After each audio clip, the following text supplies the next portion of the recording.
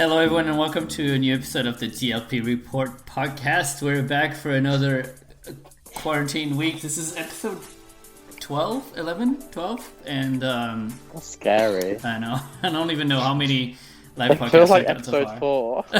4. Anyways, welcome everyone. We have the usual gang. Jeff from GLP Town Square. Hello. Hi. Elliot, who we just heard from Elliot still. Hey. Happy birthday, Elliot. It was your birthday last weekend. Thank you. Yes. And you had a Nutella cake and made some Mickey beignets. Mickey beignets. You know. It was a great day. That sounds amazing. Right. Patrick, our game master, is back this week. Hi, everybody. Hi. Is there a theme to the quiz? No, still not. Well, we'll just have to play the quiz and see if there is. Alright. Viv, are you here? Yeah, you're here. Yeah, I am. Hello, hi. Hi. Viv from the Vivian, and David at Disney. Yep. Hi. Hello. Did I forget anyone? So Richie might join us later, and Darren is out helping to deliver some protective gear. So He's such a modern Jesus. He's so good. Right? good job. Oh my God. When he was like, oh, I can't make it tonight because I'm going to be delivering PPE. I'm like, what the hell is PPE? And then he was, Protective. protective equipment. personal equipment. Yeah. And then he was like, yeah, I'm going to be delivering tonight. And I was like, oh, I feel like such a terrible person because I'm like. We're also I'm just going to sit here and talk about Disney. We're also doing a public service, entertaining people who are stuck at home. Let's see how long we can spend on the podcast tonight talking about no news whatsoever that concerns Disneyland Paris. I mean, there was some concerning This Paris, week has right? been quite exciting, though. Yeah, week but has not been really exciting. not really for Disneyland Paris, though, has it? No. Well, I feel It's like been pretty dull for Paris. I But feel like any park reopening is sort of like Paris related from afar because obviously, Shanghai Disneyland has reopened today as we are live. Yay! surprise, thanks to Bob Chapek on Tuesday, was it last week? Last Yeah. Tuesday. Tuesday? Oh my Yeah. gosh. Yeah. All the days. It all I happened just won. quite quickly, so the opening went well, I guess. I don't know because Wow. there's I no mean- SDL report over there, so we can't really know. Well, we're seeing things, right? And I guess we'll talk about them as we go. But The the whole thing rules was... are...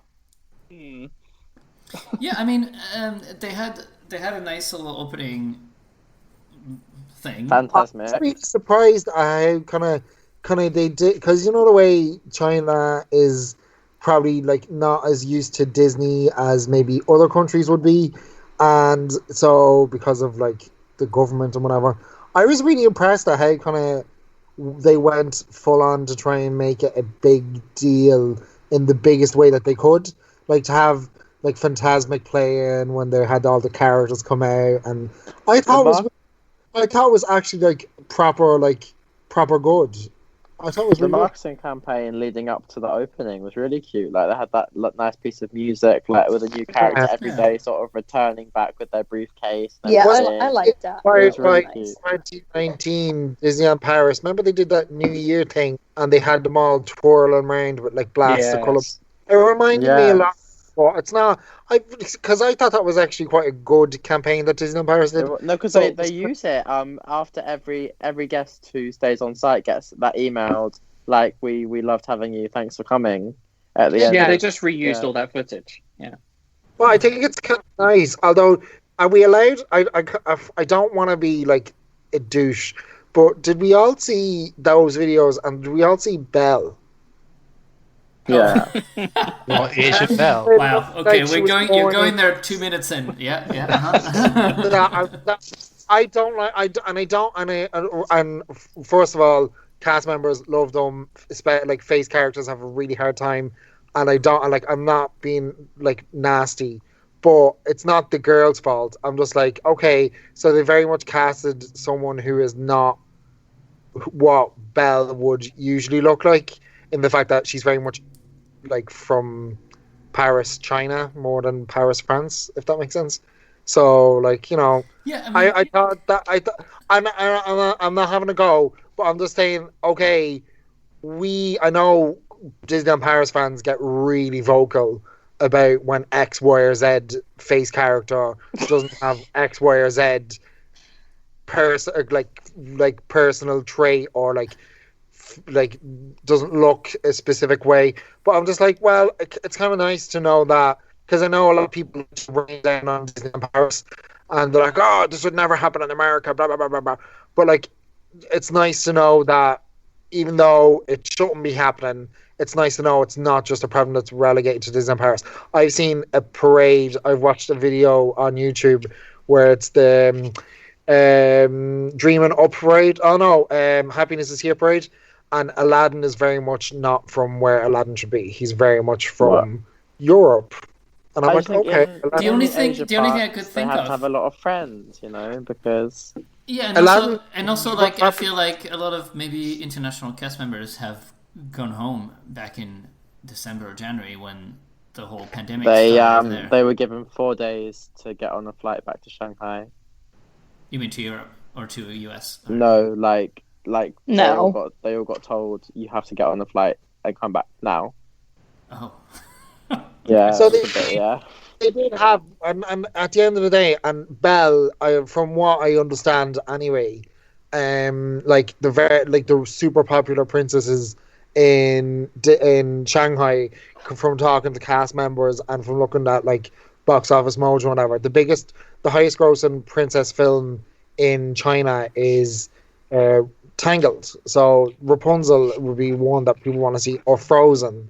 So I'm like, okay, I don't know. I just felt like maybe if you can't get the cast member that has the kind of, you know, the way the features that the character requires, you can just skip that character and just maybe not do that. It was definitely an interesting choice. But I mean, you know, again, maybe when they shot the video, it was a week ago after they announced the opening, and whoever was available was available. You know, I wonder if, like, I think, you know, all the fur characters might have the same friends or the same friend.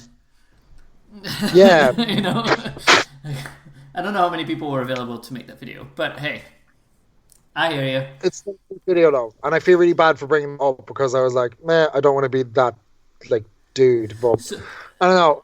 It was just interesting from a point of view that people like to criticize Paris for that, and I'm like, well, it's not a problem that's just unique to Paris, if that makes sense. Yeah, and also things that don't, you know, go well in Paris is crowds, and I don't know, from the videos that I've seen today, I don't know if Shanghai was really social distancing properly. I don't know. No, there was a lot of cast members stuck next to each other, and there was a lot of guests. There was that one story or video about guests who you can't stand on this big square, and guests were standing on the side of the square. Yeah, or next to the square, in front of the square. So Disney sent out the VP for a media event, like I think Saturday, Sunday, something like that. And he was saying, yeah, all the studies we've done shows that people don't really understand if you put markers about where they should stand, but they understand when you put markers about where they shouldn't stand.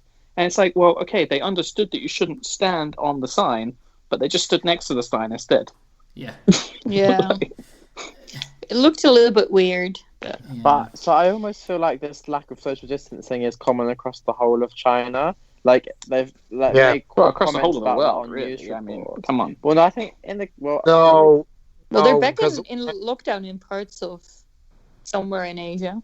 When I went to Shanghai Disneyland, I remember trying to get on one of the rides. It's the one that goes into the castle. It's like the canals. The Mystic Grotto. Yeah, Voyage to the Crystal Grotto. And that has a really tight switchback queue. So you kind of go down this hill. You're always like, every time you're going down, you're going down further down this kind of hill to get to the water level of the Castle Mo. Anyway, I remember in that queue specifically, it was like everyone was like pushed up against me. I had a woman behind me who was literally on my back, and a dude in front of me who was literally on my front, and I'm quite large, so like I remember at that point I just said, because I don't speak any Chinese, and I just said in like a firm voice, I was like, "Do you mind?" And then, "Do you mind, please?" And I put my hand out, and then they looked at me and like, "Oh, sorry," and then literally a whole big circle just opened up around me, and it's in China. In Shanghai, though, I've never had, or in a Disney queue, I've never had that experience where people were pushed up against, not just, you know the way sometimes in a queue, some people will brush against you? They weren't brushing against me, they were stuck up on me. And I was like, ugh. So, like, I feel like China, or Shanghai in general, when I went to Shanghai Disneyland anyway, that was the worst kind of like queuing experience because it was so tight, and the queues are always so thick that you see all these people like selling clandestine merch and all those kind of things. It was hard. But I mean more like when I say social distancing isn't working, I mean just like, I think when you relax these things, right, people just don't get it. Like I don't know. I've seen so many people just like going, do you know what? It's 2 meters or 1 meter, whatever, who cares? I mean, if you look at how things, I mean, my experience going to grocery stores in the UK is when you're in a queue to get in, everything is marked on the floor and people are quite respectful of that. But once you get inside, it's like a free for all. Like everyone wants to get the chicken, and like it doesn't matter if someone is there picking their chicken; they're just gonna go and reach. And I think it's just, I don't know how much you can actually control people, and even like ourselves, like, you know, sometimes you just want to finish your shopping and you just go and grab something quickly, and it's tough. I mean, France, quote unquote, reopened today, and apparently it's been a mess over there as well. I saw like really tight queues to get into Zara, because obviously after 2 months, the first place you need to go at 8 a.m. when the country reopens is Zara, and they can get a haircut today if they want to as well. Sorry? Their hairdressers have reopened today. Oh, yeah, Yes. true. Yes. Oh, I hate them. Yeah. On the news last night, they had hairdressers that were opening at 12:01. Oh my god. Yeah, I mean, some of my mom's friends in France, they had appointments for like, at 8 a.m. Monday. They were like, you know. I'm going tomorrow. Oh, there you go. I can't lie about it. But the whole thing here is that they shut down hairdressers like 3 weeks. Yeah, like 3 weeks ago. No, well, a while ago. And now they've said you can reopen, but you can decide yourself whether you want to take measures. So like a lot of hair salons are like angry that masks aren't like required. Like, people aren't forced to like wear masks and stuff. So I don't know. I think it's the whole reopening thing.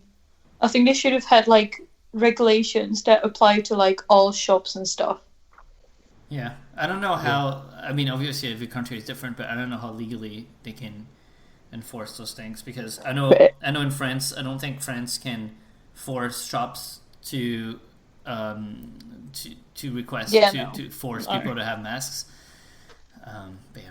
No, they can only strongly advise, I think. Yeah, even I feel like Disneyland Paris is private property, so the government can't force Disneyland Paris to have people wear masks. But of course, they will require it whenever it reopens. But you know, technically, they don't have to. What I do find interesting though is how each, like, science is science, but each country has different guidelines. Like in the UK, they're like shops that open in France today can open on June 1st, but hairdressers not till July 1st. And some countries saying 1 distance, some countries 1.5. In the UK, it's 2. When like science is the same, but each country is doing it differently, which is just weird. But anyway, moving on. Yeah, I mean, obviously Shanghai is kind of like the test tube of whatever measures work and don't work. Every country is different, and every groups of guests are different in various countries and parts of the world. But I think some of the main measures are going to be the same everywhere, like spread out queues and entry procedures and probably reservations to get in. And I think what this is, though, the people who are going, they need to get used to this being the new normal. Because let's imagine that some people who went to Shanghai Disneyland today, they might have been before, and so the experience they had today is very different from the experience they would have had the last time. And even going back to that Insta story that you were talking about, where somebody was showing like the people standing next to the box, and a couple of stories later, the same person was like showcasing merch by like taking it off the shelf and turning it and putting it up against them to see if it fit them and whatever, and taking pictures. And I'm like, maybe I have no idea if the person bought the merch that they were showing, but they showed a lot of merch, so I'm maybe guessing they didn't buy all of the merch that they showed. Whereas that in itself is against the rules. You're only meant to take the merch that you want to buy, which I think is really hard to enforce and kind of not really how you buy things normally. But I think it's just kind of this whole thing is we all have to get used to the new normal for a while.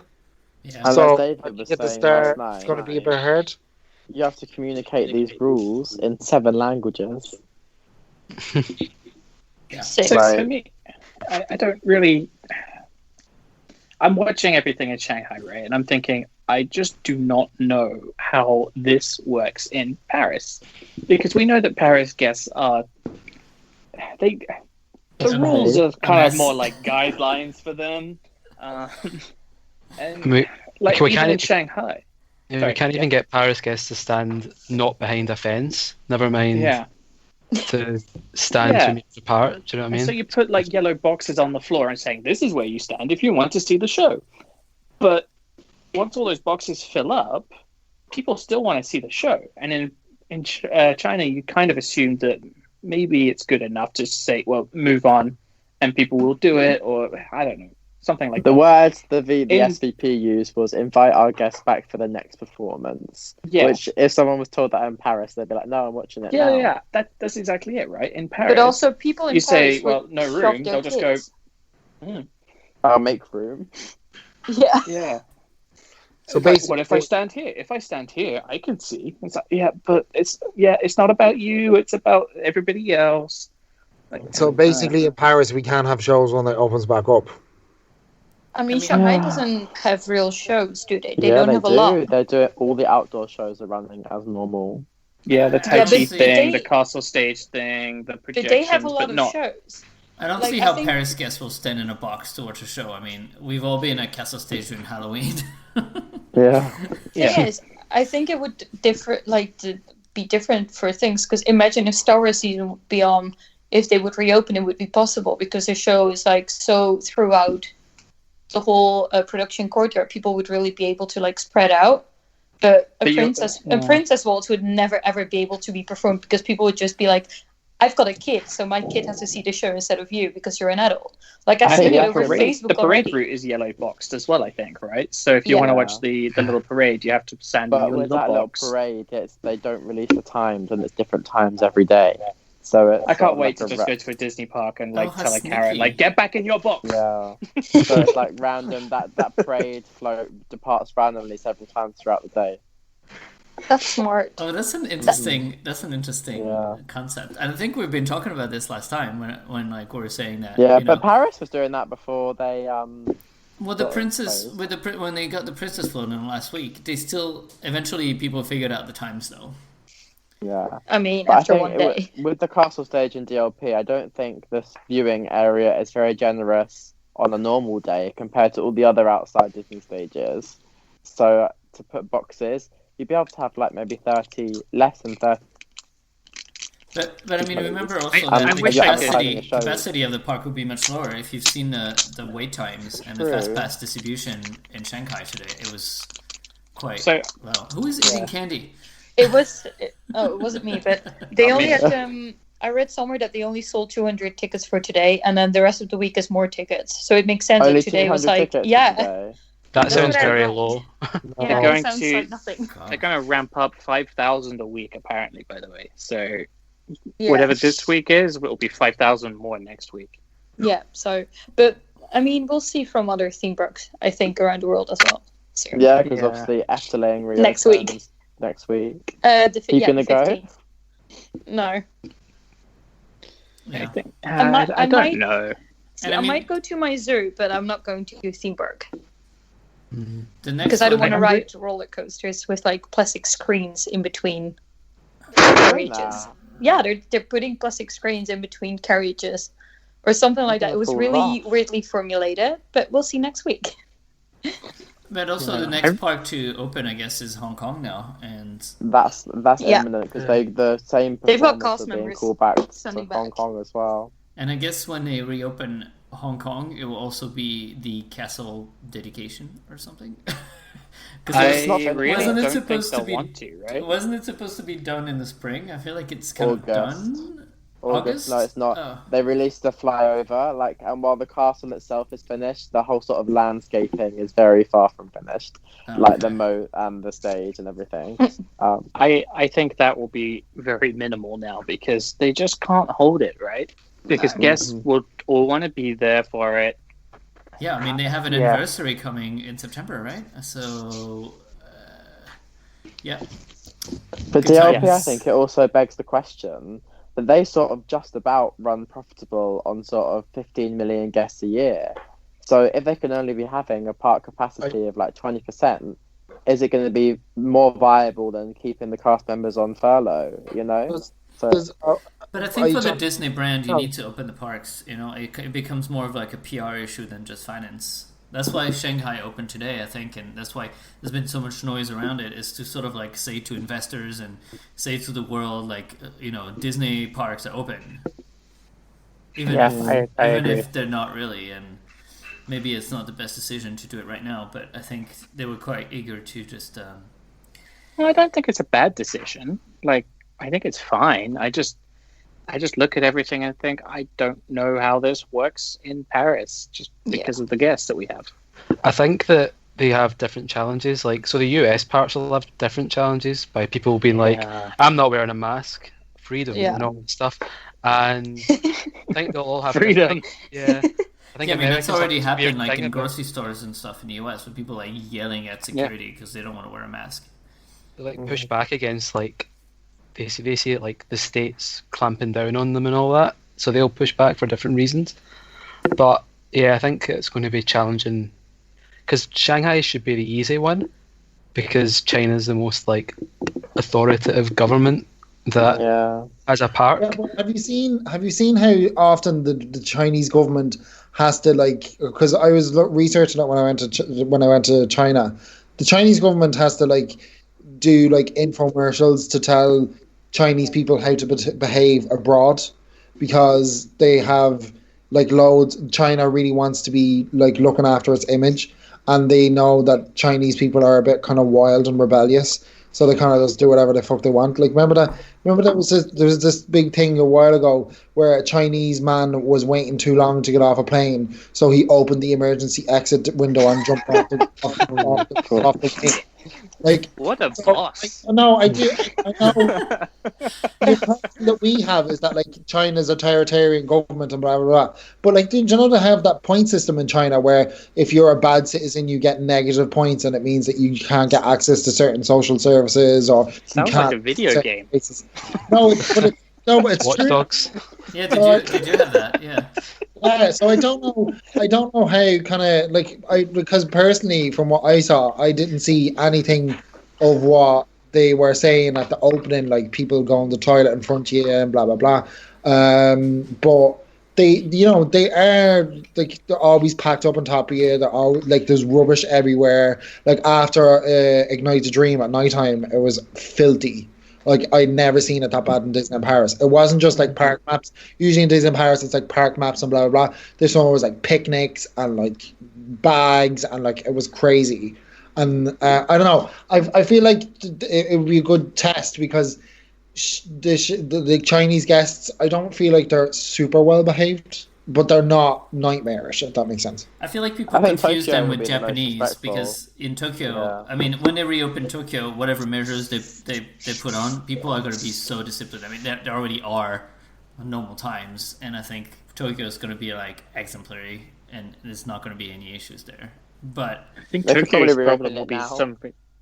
Tokyo's problem is going to be very different in that just demand is so going to outstrip supply. Oh my God, yeah. To get a ticket is going to be insane. And like, what do they do when they reopen can the barely park? get a dining do they reservation. with the expansion, or do they save the expansion for a later date? Because it's done. Well, they said that the announcement about expansion will come once the parks have reopened. So I think they'll open the parks, probably leave it a few months, Mm-hmm. Yeah. And maybe even up to a year, because you can't really open something in these Like conditions. that. And same Like, with those Disneyland teacups and as Avengers well. Campus, right? I think they'll just sit on it. Yeah. But you know what could be cool is that now we have a chance to open at the same time as At the Disneyland. same What if they time. do? What if they do a common dates and it's both summer 2021 and our That'd be campus opens at the karma same time, speaking. and then like Disneyland doesn't have the exclusivity of the Spider-Man ride for a year, and basically like all the buzz, and then people are just like, oh yeah, there's a copy in Paris, which is not really a copy, but and now there's a chance that maybe we could have the same dates. It would be like a big bang opening. They've never opened two lands in two different parks at the same time, especially that are related. That would be such a cool marketing. But hey, have they actually started construction, or was that like a? you mean That's so cool. on our On campus? yeah. I don't think it has started yet. Despite what you might have read online. So California is nearly ready, but I think the bigger problem in California is that just opening it now is going to be an absolute disaster. There'll be zero. But California is return on also investment. not. They're not really shy in California of opening just at a random time of year. Rise of the Resistance opened in January. Right, because California has much more of a local crowd, and people are willing to go any time of year. Like if you open something in January in Paris, well, you've basically have wasted. You killed it. Yeah. You wasted your investment. And even if you open in like the fall, like with Christmas and Halloween in the middle, like why would you ever do that? Because people are coming anyway, right? So really, like spring It's is spring, kind of summer. like spring, summer, and early summer, because then midsummer you have all the summer holidays. So why would you ever? Well, I mean, they've done the till crazy before. Toy Story Playland was August opening. Right, but But I also, feel like that was a delay. but also it's Toy Story Playland. I mean, It's kind of a big deal when it opened, though. yeah. Yeah. Did we have the first It was- one? Yes. Yeah. Wow. They also kind of screwed up because, I mean, what was it? Toy Story 3 came out in June that year or something. It would have been really cool if they I did feel it like at the that same was time, the plan. but But Yeah, I mean, yeah. What is it called? Seamless? No, I don't know. What is it called? Synergy. Synergy. There you go. Synergy has never been really Disneyland Paris' forte, is it? Like, yeah. But that's Frozen okay. season in January. yeah. It's because things Like- are just not ready in time, and so they can never plan to have any type of synergy. I just feel like I would love the teams in Shanghai. They seem to get stuff like this so right, like synergy. Like for example, when for the month of November, Anna and Elsa were the tickets for Shanghai Disneyland, and they had the Chip and Dale snacks that went live today. They had the Frozen stop sing it. along from the day the movie came out. Like, They were why cute. are they? This park's been open for 3 years. Why are the teams there so good at getting this stuff, but it can't be done in Paris that's been open for 30 years almost? I feel like Paris just needs to get a calendar with like events, and not just like Halloween type of events, like Disney small events. Well, because- Paris needs to stop playing it so safe. Why do we sell Nutella muffins? Because people like Nutella and they like muffins. Like, come on. Here's another shortbread cookie with Nutella in the shape of something else that we're promoting that season. And then at the end of the year, they'll say, "Oh, this year we created 100 new food and beverage options," and I'm like, "Yeah, but 63 of them were a Nutella cookie of some sort." Yeah, So exactly. it really counts it. All right. No, They look like at they that like plan Chip the and Dale. season. They're like, it's Anna, but with Nutella. Okay, great. That Chip and Dale acorn cookie looks so good. Even the Chip and Dale chicken wrap looked really good. Did you see Like, they have also the acorn? Like they look like Ferrero Rocher, but like as Yeah. I want acorn it all. things. I want it all. Bring it to me. Like- It looks And they so have cool. the really cool It looks so popcorn good. buckets, and yeah, Yeah, and everyone those loves they did a Chip really and good Dale job on better. those. Yeah. So why in is it so Disneyland hard? Paris news this week, not much. Hotel Right. New York. Oh, Well, it's not really Well, news. well, No, it's yeah. news I mean, that the opening is not happening on the 15th of June. I think we all I kind of had a fair idea that wasn't going to happen. Though. Yeah. yeah. I mean, yeah, all the It's- reservations well, it's got official pushed now. further, and I think the idea was still to have Hotel New York open when the park reopens. So I guess now they have more time to work on it. But yeah, I don't know. There are rumors that I still Trying- think that's a mistake. they're trying to make a plan for a July reopening, but obviously this is all up in the air. So let's see. What is it now? Mid-May. We got to be really good as fan sites, by the way. If we find out the times of these parades and stuff, we should make a conscious effort to not publish them, because that's kind of the point. I agree. And enjoy them ourselves every day. Exactly, because we will get them. Yeah, but we should, if it get on the Facebook groups and stuff like that, it's just going to be an absolute nightmare. So to be fair, everything Mickey will text us. If you see Facebook groups, it's already a mess. People are like, I don't know. I feel like they expect the park to just reopen tomorrow. They're like, "Hi, we're back." Yeah. So we don't know.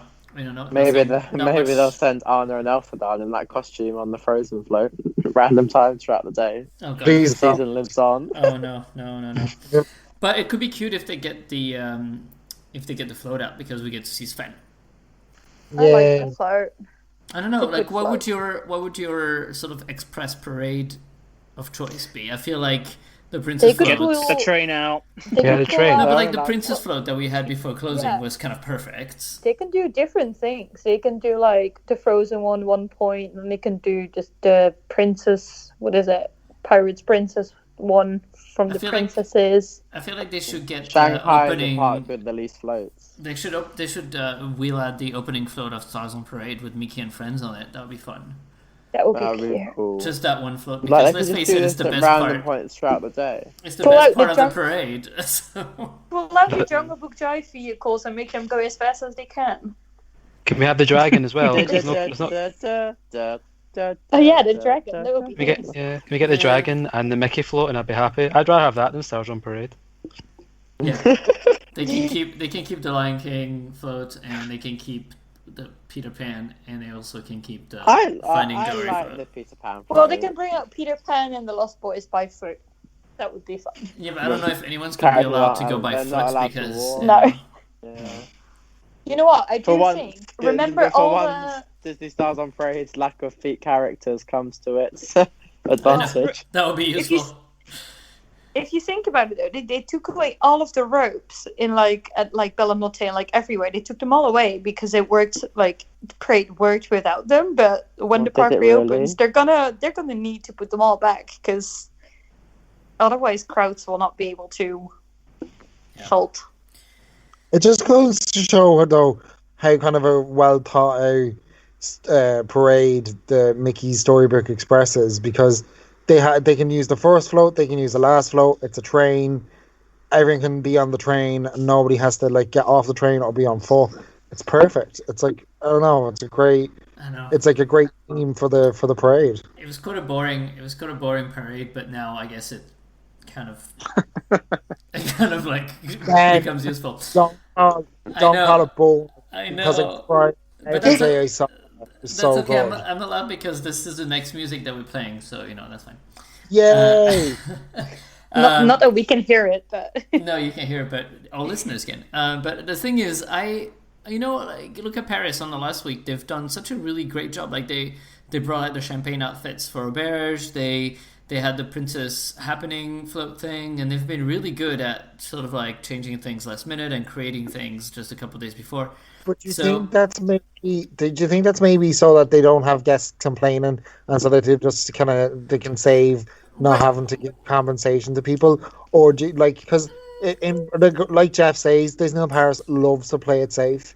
So I feel like because when you hear them always talking about guest experience, I'm like, yeah, but guest experience is only really motivated by the fact if this is going to cost us money because people are going to complain, then we'll do it different. If that makes sense. I find it really hard to believe that the Auberge comes back. They didn't have to go that far, with all the offerings. They could have just shot Auberge. It could have just been okay, no princesses, no Auberge. But the fact they changed it is because they wanted people to pay more money. Not to pay more, but people who had booked Auberge, that they could actually go to the restaurant, even though they got the option to go. They could have said they could cancel, but I think the cynic in me just thinks that the reason why they changed that out is so that they could have people that would they gave people the possibility to cancel, but they they still put something on so that they could still take money off people, if that makes sense.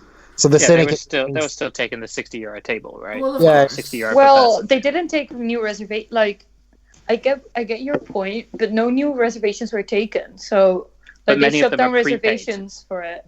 Yeah, true. But all those people could. They'd rather keep hold of the money. They got their money back if they didn't want to go. For a Burj. Well, let's see what they come up with. But I mean, they have time, right? All the creatives are home, and I'm sure they have time to brainstorm. Just like Shanghai had some time to brainstorm while they were closed. So hopefully they come up with something exciting and safe. I don't think that's going to be much, right? I think I at mean, this is stage, Natasha if going you to just come get out a for a better, speech? please no. Because Joe Schott came out. Oh, did I hear please no? I said please no. Yeah, I'd rather Daniel Delcourt did it. Yeah. Get Francesca off. That'd be fun. Yeah, He's Francesca. got some charisma. Yeah. Then we can have some distance cocktails and Yeah. go for a swim. All right, so we're gonna take a break, and when we come back, it'll be time for the quiz. After finding music again. Yes, already. I mean, we've been chatting for like 40 minutes already. So today we're playing all Shanghai Disneyland music, and there's not that much out there. So I've tried to pick all the fun ones. And the first Because they're one, still running all their original shows. I know it's not that much to choose from. It is the final unit of Mickey's Storybook Express. Oh, the best part! I love her. Best part. My favorite bit at the end, I can never find it because I didn't video it. At the end, do you know what it does the train music? It's like chugga chugga chugga, and they all do little train. They're all pretend they're little trains, and I'm like, it was the cutest thing I've ever seen in my whole life. How does the train go? Oh, Patrick, you need to watch the old show in Paris with the Toussaint. Like, that was so fun. I love that. They all put their hands out and they pretend it's a train wheel going around and round like an old tiled trainy thing. And I'm like, even Captain Hook does it, and I'm like, he's a villain and he's dancing like a train. It's the cutest. All right. Well, we'll be right back after Mickey's Storybook Express. See you in 3 minutes.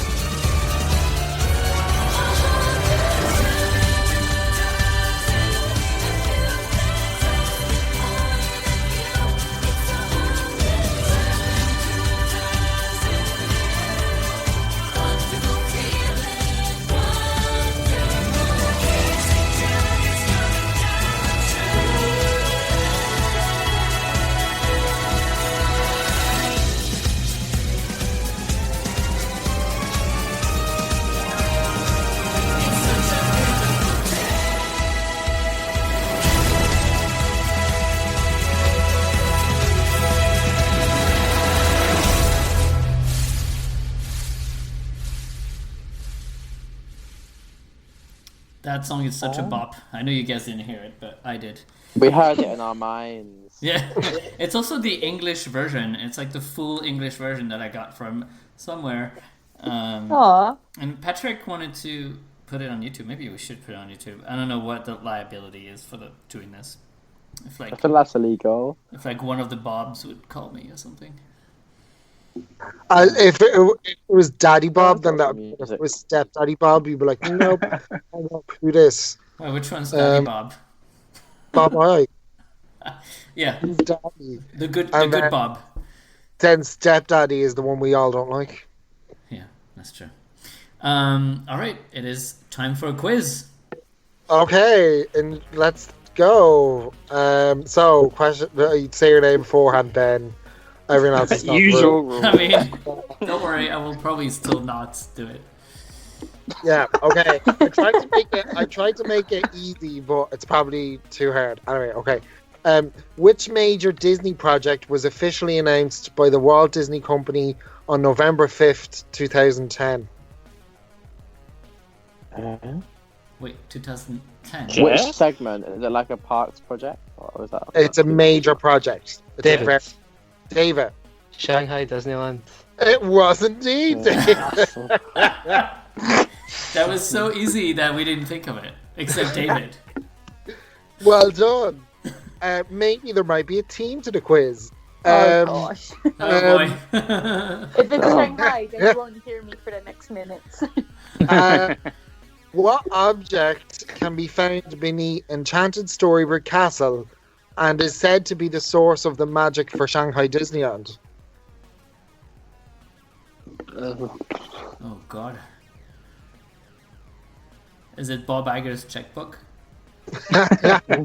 No, that has cobwebs on it and nobody knows where it is. And if you were really listening to me, I literally said the answer in the last segment. Oh, Elliot. Yeah. The Voyage to the Crystal Grotto attraction. Well, it's a crystal, but yeah, I'll give you that. Oh, okay. Yeah. Because you're doing the queue, there's like all these people moving towards the castle, and underneath the castle is like this massive crystal, and then you go and visit an attraction, and that's what's meant to give Disneyland, Shanghai Disneyland, its magic. Okay, question number 3.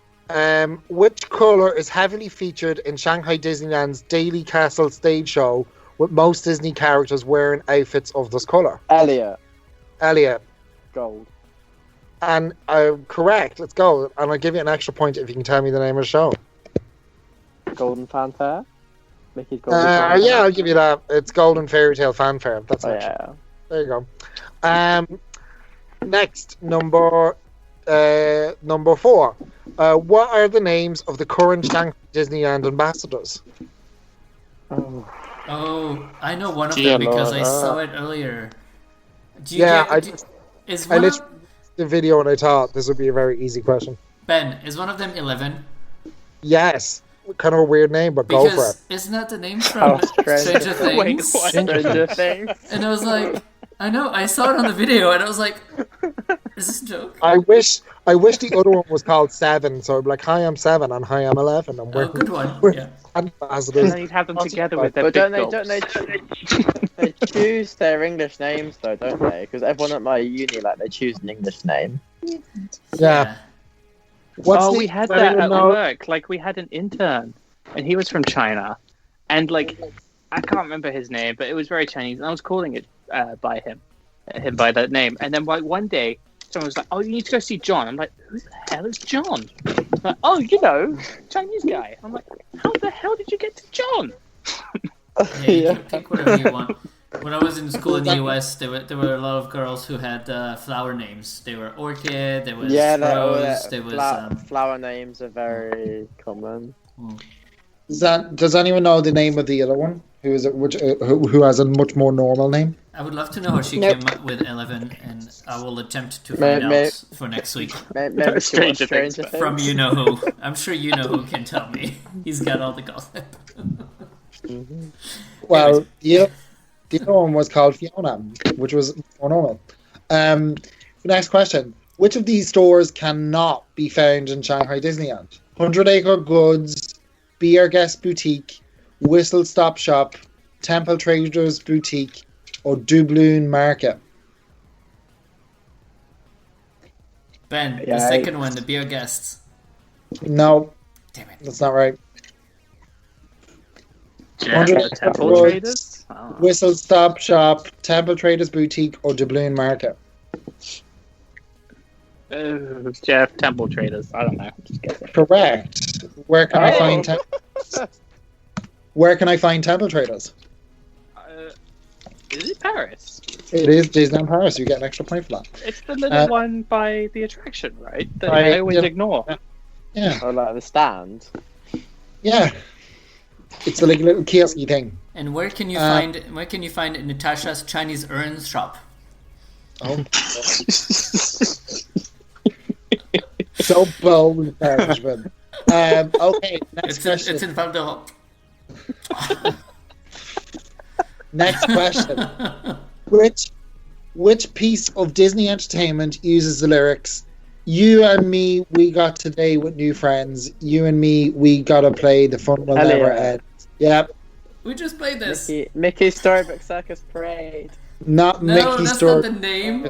Ben, The Mickey's parade. Yeah. Storybooks Express Parade. Yeah. Yay! Stole your point. There you go.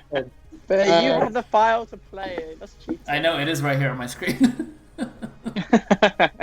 Which Disney princess is the only one to have a restaurant named specifically after her in the entire Shanghai Disney resort? Elliot. Yeah. Rapunzel.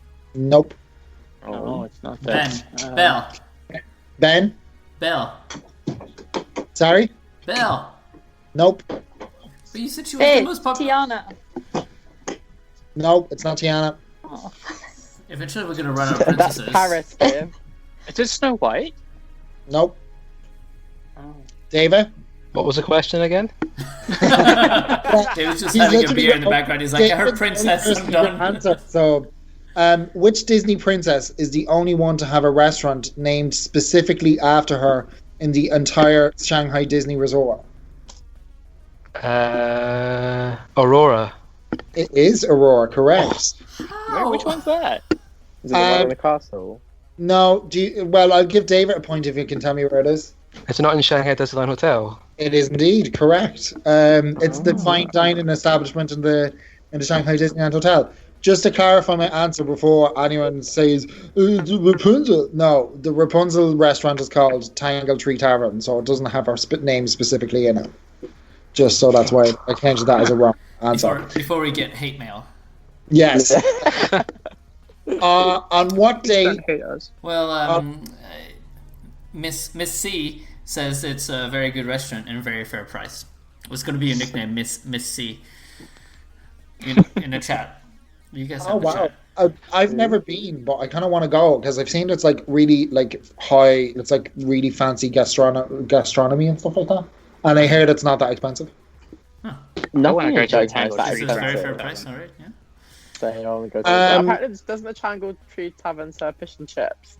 That's like, put me off. Oh, when I went, I got like this fried breaded chicken with like chilies and like noodles. It was lovely. But like, That's doesn't it good. have like the snuggly duckling? It's They would- so it's called Tangle Tree Tavern, but it looks exactly like the Snuggly Duckling. Oh, maybe it's like too complicated a name. Yeah. That's kind of why I want to go there. That's really cool as an idea. I'm really happy they did that. I Can you ate just there. walk in and sing? I got a tree. God, They have like wanted pictures for Flynn and Evan. It's great. That's so cool. Okay, I can't remember. So, by the way, we're at tie. David and Elliot, you're tied on 3 points. Jeff and Ben, you're tied on 2 points. And Vivian, let's go. You can do it. Come on, Vivian, let's go. On what date will Shanghai Disneyland celebrate its 5th anniversary? Elliot, Jeff. Elliot, 16th of June 2021. correct. Damn. I've kind of over the past I've found the past few days have taught me is that I'm dying to go, and I just can't wait. And I genuinely feel like regardless of whatever happens, I'm definitely going to be trying to get to Shanghai for its 5th anniversary because it'll be so cool. Okay, next question. In a change from traditional Disney parks layouts, Shanghai Disneyland features the first Tomorrowland to be what? Ben, Yep, to be on the left side correct. of the map. Correct. That's very correct. Who was president of Shanghai Disneyland on its opening day? Elliot. I think it was Jeff that got in there. It was Philippe Gaz. It was. Mr. Colgate Smile. Yeah. He's been sent off now to a random holding company that we're not really sure what it does. Why not? Yeah, what happened to him? He's now in president Tokyo. of the company that manages the relationship between Imagineering and the Oriental Land Company, which we're Isn't not that actually like- sure what they do. Doesn't that like run itself? Anyway, Right? Like, sure. it's a place where people go get sent. You know? It's like they have tons of money and Imagineering has tons of ideas, and I feel like they just don't really get along very well. But hey, sure. It's basically the liaison between Disney and OLC. Okay, alright. Well, why not? Okay, next question. What is unique about the train station at Shanghai Disneyland? Ben, Elliot. Ben. it doesn't have a train. Yeah. It's like Disneyland Paris. Why did they even bother? Did you just pick that question so you can make that pun? Well, I feel like I had to, because why couldn't I? I wonder if and- they wanted to build a train and got told no. No, they didn't want to build a train. Yeah, so why It was did they never build on the a train- concept. But why did they build a train station? Couldn't they have thought of Because something it better? looks cute. Then why did they put the Decorative. hotel there? It's like the whole decorative thing, right? But So what the does it reason do? they didn't do that. Aesthetics. It looks nice. Yeah, But the if whole they idea decided was they that didn't want to Chinese build... people don't have the European or even American sort of fantasy of the history being dominated by steam rail.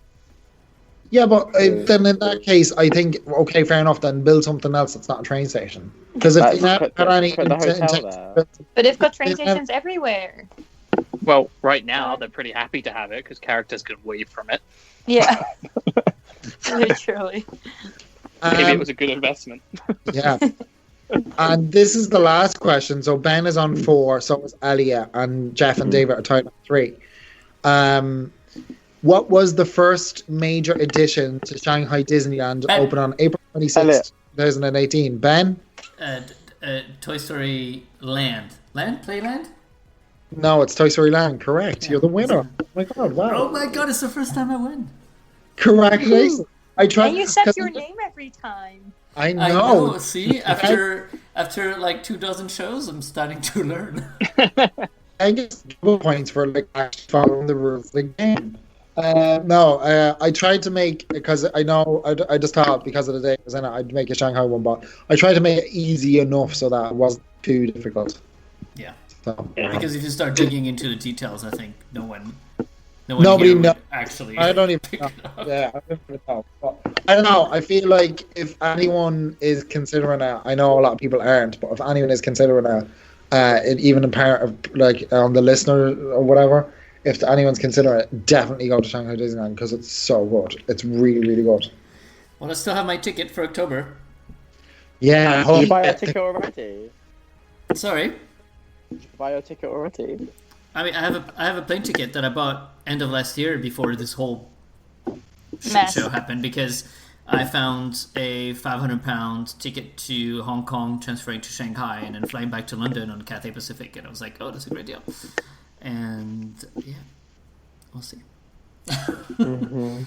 We shall see. I guess we have a lot of months to go. So Patrick, last week we tried to play Ignite the Dream, Shanghai version. Oh yeah. I mistakenly played. Actually, I played the English. No, you did it the other way around. Well, I played the English test version, which is Oh, the wow. same. Which is the same as Paris. There was like a test. No, it's version in not the English. same as Paris. It has Is that the different one with lyrics. the? Well, Is that the whatever one I played had the lady singing at the end. Where this one. Well, that's has just the DLP version. Yeah, I think, but like YouTube lied to me. Okay. So now. No, because I think they actually played a version of Ignite for the Dream for the American press, all in English. Yeah. So this So is they would have what played this is that what I version. have because Like one night, on like the 15th, they played it for the American press just in English, which was actually the DLP version in the end. Complicated. no, but there's an English version for the end as well because that's what I'm gonna play. Yeah, the one with the guy. Yeah. That's the test version. Okay. Well, we're gonna play the test version because I think it is really good. Yeah, I listened to it on the reg, even though it's a bit short. It's a bit what? Short. Yeah, it's 1 minute and 52, so we're going to be back real soon. All right, so we'll be back after Ignite the Dream, the final song. Isn't it so weird that they've just had...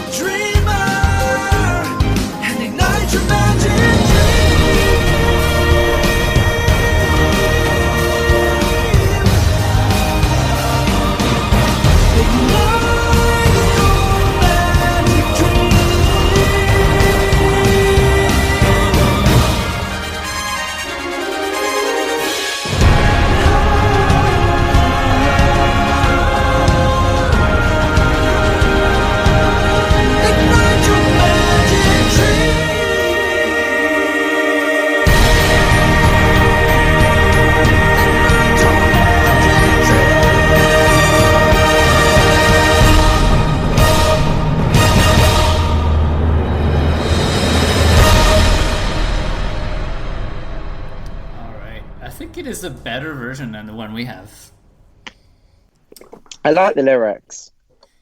Well, it says the name of the show, but again, so does ours. It's so confusing. But does Illuminations have Illuminations in the song? No, Illumination says Ignite Your Magic Dream. Which I don't understand, because if you're gonna re-record the song for Paris, can't you just fit in like Illuminate the night. Illuminations? That could work. No, I feel like the show was named at the last minute, because Illumination still is a weird name to me. But I feel like they were going to call it something else. And then for some reason, the two things we got for the 25th anniversary, or like everything they did, the naming was just so simple. Disney Stars on Parade. Happy anniversary, Disneyland Paris. But then again, Princess you'd have to deal with so many different crowds from all across Europe. It's always the same problem with Disneyland Paris, is that the guests are so spread out from all those different cultures. It's still Europe, but I mean, you know, you have to make sure everyone understands what's going on, and I don't know, yeah. But yeah, Illuminations already had a show in Epcot, so that was kind of a dumb idea. A choice. Capital N. Right. Even like Ignite the Night or something. Yeah, but I think like Ignite doesn't really quite work with the French or with most people who don't really speak English very well. It's kind of a hard word. But then like Illuminations isn't low. particularly easy to say for a French person. No, but Illumination is a French word. Mm. You know, so anyway. Is this the Illumination bashing segment? Yay! Let's stop, because like it's easier to like just take a shot when we're not talking about Illuminations. Let's get the shots out, Patrick. Let's all say one thing we don't like about Illuminations.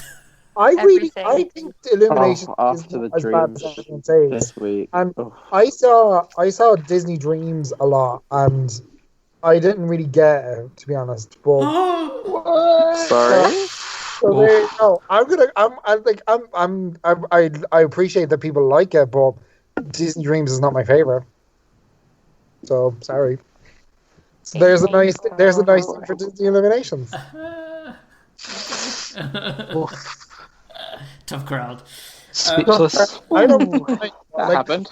No, but you see, the thing is, when you grow a bit older, I kind of like, if people like things that I don't like, I don't really care, because I like what I like, and I don't have to convince other people that they're wrong and blah blah blah. I'm like, I appreciate that people enjoy the dreams. I don't particularly have a massive esteem that everyone seems to have for it, but like, I'm cool for you. Like, good. There is definitely like a technology part of Dreams that it was the first show to be that way. So if you were around at the time that it debuted, it was kind of like, I mean, how often does Disneyland Paris get something so innovative and the first one to get it? Usually we get copies, or we get things that are inspired by things that have been done already somewhere else. So that was just a really big breakthrough, and I think people really loved the show for that reason also.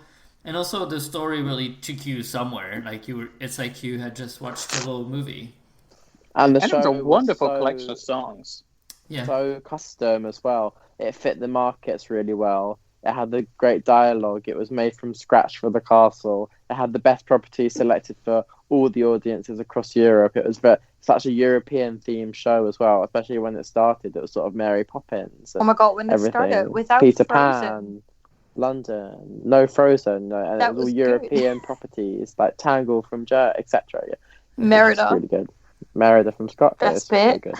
Mm-hmm. Yeah. Merida sucks in that show. Well, hopefully for the 30th we get a good show. Let's see. But I don't have faith. I almost feel like Dreams was really the only show that they made so from scratch. Like Happily Ever After has custom mapping bits, but it's not. It's like a lot of it's just custom maquettes that cover the castle in different themes. It's not necessarily custom animation. You know what I mean? And a lot of the animation Happily Ever After sort of takes place just in that triangle, and it's pre-existing clips. So I'm not sure if since Dreams they've really, apart from in Tokyo obviously, they've really made a show so from scratch. Yeah. But I don't know. I really hope that they don't just budget cut whatever's next. Like, Right. I feel like it's an easy thing to budget cut. I think what I don't like about Illumination and some of the later show that they've done is that they use the technology a lot to sort of like flatten the castle into a flat screen so they can project pieces of a Anything. movie on it. And like this is not how you play with the technology. I mean, it's fine, but I mean, just put a big white screen in front of the castle and play a movie. Then I like when they really play with the architecture and make it dance, Like, make it move, make But it one of shake. or even in Dreams when like Rapunzel's tower shoots up and suddenly it's so dark it looks like you're looking at Rapunzel's tower. Yeah. Like, Yeah. and that. True, Anyway. true. All right. Well, Let's move on. let's move on. We have questions. It's question time. So we Let's have. Got a lot of questions. Do we? I guess. Yeah, on Twitter there's a lot. Oh God. Yeah, I have like some of them open. So Disneyland Paris guests wants to know, how do we see the food in DLP after the pandemic? They have a large amount of buffet restaurants, which probably can't be used as a buffet anymore due to multiple guests touching the serving spoon, etc. What is going to be the impact on these places? Yeah, Me and literally, Jeff. So are going to be open anymore because literally every restaurant at Disneyland Paris is a buffet. yeah, well, I had a I discussion think with my in ways. friends about this today as well. We were saying, what if they would put screens where you would normally get the food yourself and have basically the cooks who are behind the food put the Yeah, food I on think your that's what plate they'd do. and give you a Mhm. plate, because that is the Yeah. most hygienic way, so Yeah. that kids also can't touch 10 billion desserts Because before I think picking they, which one they they want. rely on buffets Legit. too much. If they close the I buffets, definitely where are think people going to eat at the end of the day? Or they could turn them into Table service. table service and get like meals from other restaurants. Like they could like Well, stupidly all these said, they restaurants could- have, they could like, put- capacity to cook because they do make the buffet food there. yeah. I mean, But, if the people behind the buffet were just making, let's say, like 4 type of mains and just like putting them on the serving, under the heat lamps, and then you have people order what they want and you have staff coming and grabbing them and bringing them to people. Exactly. But pretty much Plaza Inn, like, because originally when Plaza Gardens opened, it wasn't like a It canteen was style Plaza sort of Inn thing. It was, style, yeah. yeah. So like but that's the thing in Disneyland Paris that I feel like they're gonna feel like they're gonna have a lot more issues with, is that there's not really that much diversity in Disneyland Paris. It's either buffet or quick service, because even table service at the minute there was like so few of them. It's like they're mostly closed all the time. Whereas like at least in other international parks, even in Shanghai, when you went to the Barbossa's Bounty, which is the restaurant at Pirates of the Caribbean, it was exactly like that. You walked up, you pointed at what you wanted, and they made it and gave it out to you, and it was like really, really quick. So I feel like, I think it's They a can shame turn they both- rely on the buffet model so Yeah. much. They can turn Because the you can buffets charge into 35 euros for it, but I feel like if you just have like a menu, I don't know if you can charge that much. But then But- but do guests really use, like, it's so easy to get a space at these buffet restaurants. When do you ever find Plaza Gardens fully booked? But wouldn't I they be able think- to like make the like, for example, wouldn't they be able to like take our buffet, put it into table service, and get stuff from the menu that is, for example, Yeah. in Captain Jack, so that Or basically even have serve the menu Agrabah in different cafe restaurants. stuff Yeah, and just then have they it would as make- dishes instead of buffet. I think the most likely scenario is probably the one that Viv said first, where the customer just serves you behind a glass wall. yeah, I- that makes I think sense the that's most fine. to me. Yeah. Yeah. Huh. Well, there you go. I think they'll do that too. We solved the problem. So put big screens. But like, I wish they would move away from the buffet model, because Plaza, like stuff like Agrabah Cafe, would be a really nice restaurant if it was actually a restaurant serving that style food. Like, I don't know. Well, I Oh, don't I think don't I don't think they're gonna do such big changes, because then they would have to come up with new menus. They need to print the menus. Yeah. Blah blah blah blah. Like, it takes too much money for Mm-hmm. the whole And thing. the menus will have to be disposable, right? I think the French have already said that, yeah? Razmat has on the chat says the virus might actually save Cowboy Cookout from its sad buffet existence. Very true. That's They true. should turn that back into. There is one They good should really thing about turn that this back virus. into quick service, because Yeah, I I mean- think Cowboy is one of the biggest spaces for quick service. Yeah, and I mean, Just But I there's mean, a that lot was- of space to queue, right, as well? Because Yeah. it's got that Yeah, very. central section. quick service actually I don't think will be that much impacted as long as they manage to control the queues. But of course the queues already go out the door, so now they're just going to go out the land, I guess. But then in places like I think that'll be Hakuna, fine. it's quite flat. Like, it's a bit of a rectangle, where it's oblong. So how are the people gonna sort of distance, For quick service, they can do it like they do here with shops. If the queue line is full with the 1.5 meter space, they can shut the door and have the customers stood outside, and then when Then the guest come back leaves, later. they put in a new person in the group inside. If that You makes have a sense. blueprint for how Hakuna works through the summer meal they did last year, where they had some people True. outside, then you queued inside, and then you got taken to a table. Exactly. I think that will work. Yeah. Also, they should bring back that menu, because I would likely pay more for that Hakuna menu than the normal Hakuna menu. Very true. So Even if I'm not there's too no- worried about queues, though, right? Even if Because- there's no characters, like, I would take the vegan summer menu from last year 10 times over the one they've got now. you see, that's the problem that Disneyland Paris has, is that, they rely really heavily on buffets, but if they did a really good quality type canteen style thing where you will pay a bit more than like just like a traditional quick service, like, I feel like there is a market for that, because there's I agree. people that want to have, like, you don't want to have just a burger and chips, and you don't want to sit and have a €35 buffet that you're probably not going to be able to eat a lot of. But like, people like who are vegans or vegetarian, or who just want like something a little bit more, like the pot roast in Plaza Inn in the States in Disneyland is like one of the nicest things I've ever eaten in a theme park quick service restaurant. And they charge, I think it was like $20, or I whatever I got came to $20. I think I got that and a drink, and it was $20, and it was worth every last cent. It was so nice. I think think part you of can the set up reason- anything at Plaza Inn, right? I think part of the reason they have so many buffets is to feed all the meal plans they give out, right? Yeah. It's the cheapest Exactly. way to feed all the people that they give meal vouchers out to. So if you don't have all these people having meal plans, then you can change stuff around a lot more anyway. The think DLP quick dining service plan's is so that. dysfunctional anyway. I'm not Yeah. like But now they have the magic cards. Couldn't they Magic just Pass. couldn't they just use those as like a thing where if you want to pre-buy, like you say, instead of having to go to a buffet, instead of you like buying like a quick service meal, couldn't they just load that on and then when you get to the till, you just scan it? You're like, yep, here's a meal. Here it is. It's paid for. Bye bye. They've really screwed themselves by not having. Basically, like they do with the meal plan. Like the meal plan is on your Magic Pass. Yeah, but like instead of like getting people into buffet restaurants, couldn't they move it around to other types of restaurants? But if you've got the standard one, so Santa Fe, for example, then the only buffet it covers is Plaza Gardens. I think like the really cheap, like the cheapest meal plan, I think mainly covers the quick service in general. People can also always they can always get quick service even if they're on Plus or Premium or whatever. They just don't get the money difference back. And that's a problem. Like, why is it not credit based like Disney World? Because our park is that's what our park is the most similar to. So why do you have to eat in the same standard of restaurant for your whole trip? Anyway, I face every day.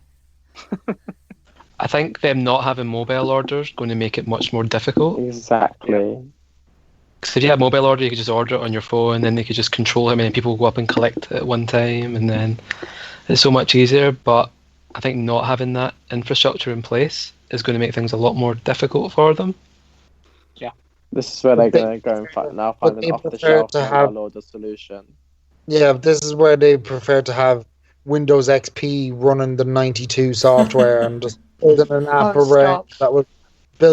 that would be compatible with 25-year-old software that they have, instead of actually spending money and updating it to what they should be doing and not just what they can do because they found 20 quid down the back of a sofa and that's what they have to build an app. Mm-hmm.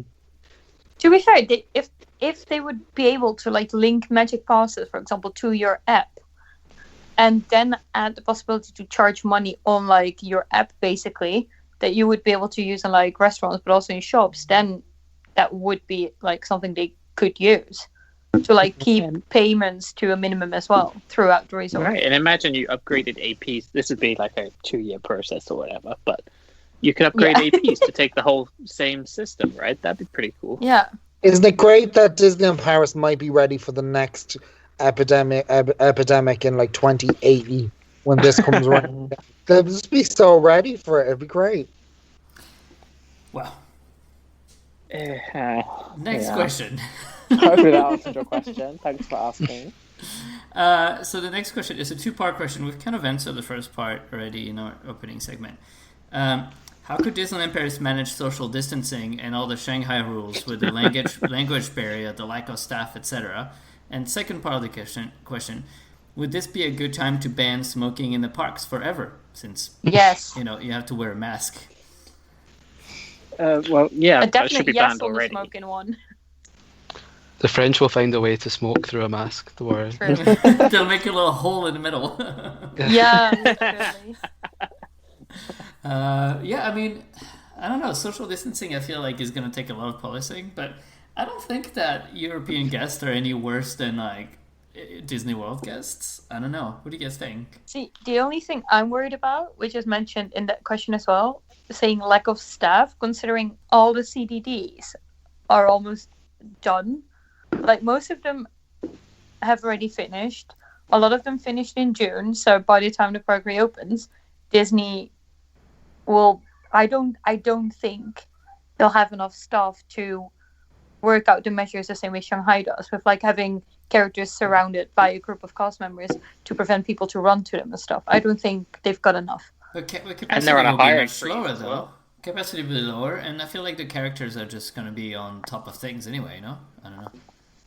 Well, in Shanghai, they capacity do have them being on the low. ground. I mean, they could put them on Royal Castle Stage and stuff like that, but they would still need like a group of guests or whatever in front of that stage to prevent, or like just shut the freaking gates of it so people can't run on it. Yeah. And Shanghai also has a lot of cast members just in the park with signs, just standing there saying, stay apart. But like, I bet labor in Shanghai is a lot cheaper. I don't know what the labor market is like, but I imagine a lot of it is because they can probably get away with employing people for a lot less than they can in Paris. Right, but Paris has to overcome the same problem. Exactly. That's the thing I worry with. Like, considering with parades already in general, even if Disney would put out, like in Paris, if they would put out a train like in Shanghai, they would need a lot of gas flow to like have people in their boxes or whatever they would find out like make. People in boxes. Yeah. So yeah, the minimum wage in Shanghai is $369 per month. Yeah. Jeez, that's like a fifth of what I'm getting. A fourth. But I mean, also the cost of living is different over there. But yeah. Mm-hmm. Yeah, but like that's But for Disney, it's all the same. Now we have another comment. We have another comment that says maybe guest flow might actually do their job. Oh. I think lots of guest flow are good. Well, we should not forget that in those last days of the park opening, guest flow were being spat at and like really had guest situations because guests wouldn't like stick to the 1.5 meter rule, and that happened in like the days before the park closed when there was barely anyone in the park. So we should really be nice to guest flow. Changed as well, right? I don't know. I just see people having real problems with the rules. Yeah, and it's not just a Disney thing. That's just it's in general thing. Yeah. Well, but obviously Disney don't want to be liable for anything. Definitely, it'll be interesting to see if they keep the smoking areas open and if people are going to just go and smoke and then put their mask back on and you know. And there's definitely less than a meter apart in there. Yeah. Except the Discoveryland one. That's big. And blowing stuff into the air. Where's the Discoveryland one? Next behind Videopolis, where you have to start the cut to Small World. Oh, okay, yeah. All right. So the next question is from Ash. Hey, Ash. Merch. Okay, so if you it's that time. Yeah. Triple shots. If you have your bingo card, take it out because now we're talking about merch. If you could import a best-of selection of food and merchandise from other Disney resorts to DLP, what would it be? Every And if you had to export a best selection of food and merchandise from DLP to the other resort, what would it be? Everyone can have the Nutella freaking muffins. Suffer like we have. I would literally import every single Chip and Dale food item I saw today because those all look delicious. And I'd export probably every type of shortbread with Nutella in it. I would like to import except the Jessie one because we gotta keep one, right? Yeah. I think if I were to import one, it would be, those those pass holders that they have in Tokyo, where yes. I have one. Yeah, I think if they made them even just a slightly bit bigger, and to try and sell them to like Europeans, if they made them a slightly bit larger, and sold them as like a little park bag that you could put your phone in and your annual pass and your money, and then have it as like just like your favorite, like try it out with Mickey, Minnie, and then bring up the other like rest the Fab Five. And then afterwards, if it works, like just boom, and you can have your favorite character with you all day. I feel like I feel like that's a thing that would definitely work. Because when you see anyone who goes to Tokyo Disneyland, they all come back with it, and they're all saying it's the best thing since sliced bread. So I feel like I feel like Europe is kind of like a mix between kind of Asia and America. So like it might work. Yeah. I feel like for food, I would like to import the upside down pineapple cake with Dole Whip from Magic Kingdom, and also from Magic Kingdom the tater tots covered in chicken and blue cheese. But I mean, sounds good. I know. Strangely, they're not from Disneyland. And for merch, when I went to Tokyo, I got this hoodie, which is just simple black, has like 10 little dots of yellow and red and white, and the hood has Mickey ears in it, like made of fabric, and it's just like really simple. It doesn't say Tokyo Disney on it. It doesn't say anything actually on it at all. But it's just like a Mickey hoodie, and it looks really cute. and people think usually it's Germany because it has like some red and white and yellow stripes. But yeah, I feel like Disneyland Paris needs to have more like nice merchandise that don't scream Disneyland Paris, because then I don't know, you don't always want to wear it like back home. You know, it's cool to wear at the parks, but yeah. And as far as exporting, I don't know. I think the merchandise limited edition collections are pretty cool. Like, people have really great ideas when they finally started to let them do it. Like all the keys and some of the books and all that stuff. I think it's kind of nice. And I feel like they don't really have that kind of collectible in the US parks, for example, that are just made after their attractions, like series of collectible. And yeah, they're really cool, actually. Regis is doing a great job. Hi, Regis. Yeah, he is.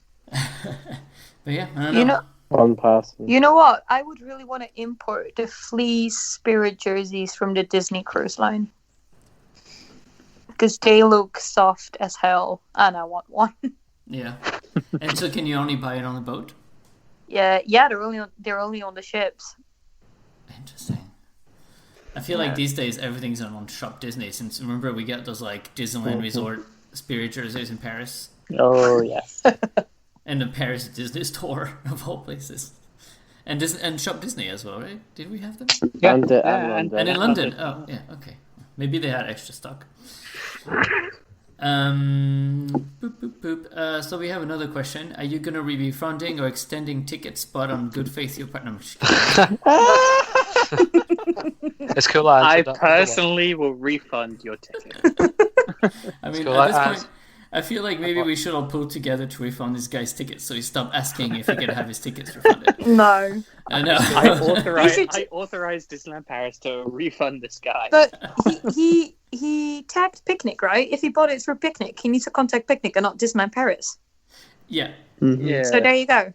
If he's listening, there's your answer. Contact He's them. not listening. But I think he has, and Picnic has said no. Like, what happens is those resellers, they probably buy like packs of tickets and then they resell them through their platform, and so it's a resale, so they can just. Well, Dutch theme I parks think Picnic make. is UK, right? Yeah. I think so. He needs to get in touch with the travel ombudsman. There you go. Because in Dutch theme parks just make like they all extend, like they talked with all resellers and it just extended the duration of the tickets with 4 months. By default, they all are extended anyway. But... Yeah, till June 2020, 2021. That. The 30th of June, something like that. Mm-hmm. Google it. But I think the issue with this guy is that he wants to go after June 2021. No, I feel. Well, then that's not our problem. Sorry. Okay. I mean, it's not our problem anyway. Yeah, it's not a problem to begin with, but yeah. We have another question from Ash. Ash is asking a question. Okay, I had a glass of wine before the show, but still. What did we think of the reopening ceremony in Shanghai, and would we like to see something similar happen here in DLP when our time comes? And if we do, which characters should be in it? I can I be thought of this controversial? real long. Ooh, yes, controversial opinion. I you don't go. think they should. Why? I agree. Because people will crowd to see it, or they'll restrict it to media/inside ears, and people will get jealous. And What's the I think problem with that? that's No, I'm just not kidding. quite the image. Right? Yeah. It'd be great for us, but I don't think that's the image that the park should be projecting on its reopening. Also, I don't think, again, Paris has the space to, like, properly put people to watch something like that, if that makes sense. But couldn't they just have characters waving from Main Street Station? Yeah, but then it would be a show. But yes, I would see that as an alternative. Shanghai didn't really have a show. I mean, they walked out and they were like, Shanghai hi. has a lot more space in that front courtyard because obviously they don't have the Disneyland Hotel there, so they could really space the guests out. Yeah. Let's But move I'd to be in Disneyland favor Hotel. of- And I think I said I'd be it in earlier favor as of well, them though. doing. I They think could they do like a could reopening easily they could bring back On into the Mickey's park. Mickey's waving goodbye as well at the end of the park day. yeah, that'd be nice. Yeah, Especially since we don't have because fireworks. there's no balcony on the front side for us. What? Well, We don't have. Yeah, that's true. But you can get up there. You can. yeah, but how's Mickey Yeah, gonna but, get like- up there, like with a Yeah, okay, fine. cherry picker? Yeah. But I think you could do like a welcome back season or a welcome home season or something, and do like something on Castle Stage for a few months. That'd be kind of cool. Well, they could be repainting the train right now. The spring train. Who's opening? Oh, Candy? that would be nice. Not me. Not me. Are they? It's- Are they repainting Well, somebody. the train? Are they, Ben? Sorry. Are they repainting the train? Oh no, that was No, just he a was suggesting that. suggestion I because was like- that train is about 83 years old and it has been through 6 paint jobs or 10 paint jobs already. I'm surprised it even still moves because it must be so heavy from the paint. But it's really cute because doing the 20th anniversary, doing the springtime events, and they Even before the 20th. Yes, they had minis. 15. It was like minis It's train. it's from '97. There was the Character Express. There was the 98, actually. the mini The spring All-Star train. Express. It was the 20th anniversary train. I don't know. Yeah, and I'm pretty sure it is the same. Wonderful World of Disney Parade. Oh, was it on the parade? Yeah, Wonderful Yeah. World of Disney Parade. Well, they could. I don't know. Give it a new paint job, like some kind of Disneyland Paris theme or something. And if they put every wagon to a different lands, they could paint them different colors and have characters for each of the lands. That would be nice. Could they do a small show inside Videopolis and space everyone out where they were sitting and only have certain tables? I don't think available so for because they seating? can't do inside shows most likely like Shanghai. Well, if Is that- if you have people every 2 rows, no. It Especially would probably have to be like a Castle Stage show with people in their boxes, right? yeah, Shanghai's because not allowed to do inside shows. I think Videopolis is impossible because it's also a dining area. So if they would want to use Videopolis to like the maximum level capacity for food, I think that would be a better way for them to save it at this moment. It's more just if they're only going to be able to do every second table anyway. Do you know what I Yeah. mean? It's always going to be at max capacity, probably, just because of that. And they have But to I keep don't Videopolis as a dining location because where else are you going to eat in Videopolis in Discoverland? I mean, Well, you can, I still, also- you can still eat I it, also- still have Still a show as well. Do you know what I mean? If you You make don't- it a show area, it's also going to be difficult to calculate capacity because it would mean everyone has to enter through the same door and leave through the same door. Yeah. Like you can't have two, because that was the issue before as well. They had shut down all doors of Videopolis except like the main entrance one. So even if you wanted to pee, you literally had to walk all the way around. And like, yeah, I remember doing like that. I was really mad when that happened because I just really needed to pee. But yeah, it was right it's past. it sounds horrible. really Great story. impossible to have a show. Well, you can't really have a show, a dining area, and a toilet in one building and have it like Yeah. calculated easily. I don't think. Oh. Yeah, it's tricky. Well, I guess we'll find out soon enough, or I don't know, Someday. someday. So we're gonna take another break, and when we come back, it's the same type of question we had last week, and it's gonna be, what is your fondest Disney Oh, the memory. Oh boy. So y'all have 3 minutes to think about your fondest Disney memory. And Elliot, that doesn't mean that we want a top 15 of your best times at Disneyland Paris. I was gonna say memory. I prepared a video as well. I to tweet can hear the along. wheels turning already, and no. I've got my memory ready. It's fine. I'm prepared. All right, and in the meantime, we're going to be listening. So, when Shanghai Disneyland opened, they had this great album that was sort of like a compilation of music from Shanghai Disneyland. I'm not exactly sure where this one is used, but it is a jazzy version of Be Our Guest, and it is played somewhere. Sorry? It's from Mickey Avenue Mickey Avenue, yeah. Mickey Avenue. Well, there you go. And and Hollywood really like it. Studios, who stole the loop. I really like it. I think it's a really nice song. So we'll be right You're back. welcome. And thank you, Elliot. We'll be right back in 3 minutes. Ben saying that he picked the music for this week when I picked it. Oh yeah, that's true. You did help picking the music. Does that mean that Elliot doesn't get a choice for the next 5 weeks? Exactly. All right, we'll be back in 3 minutes after Be Our Guest.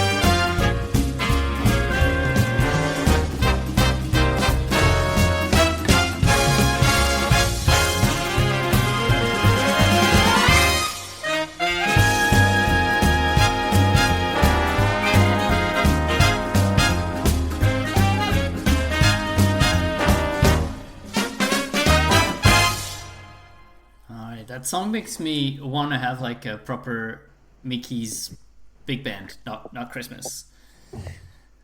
Christmas big band. Well, Right, but like a non-Christmas version. I feel like we should have a Mickey's big band all year, and then it turns to Christmas. Isn't that how it was in Disney Sea?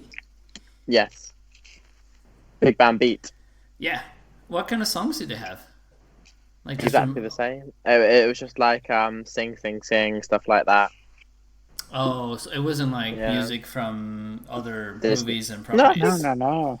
It was No. very much like Mickey's Christmas Big Band, and I really think that could be a cool use of Studio Theatre one day. So, you know. Right? I mean, yeah. Anyways. We were reflecting on our favourite Disney memories during the break. Oh, did you all find your memory? So who's going first? Yeah. Oh, well, I have to think about some memories. Elliot can go first. No. Elliot. Okay. Elliot's memories were not safe for work.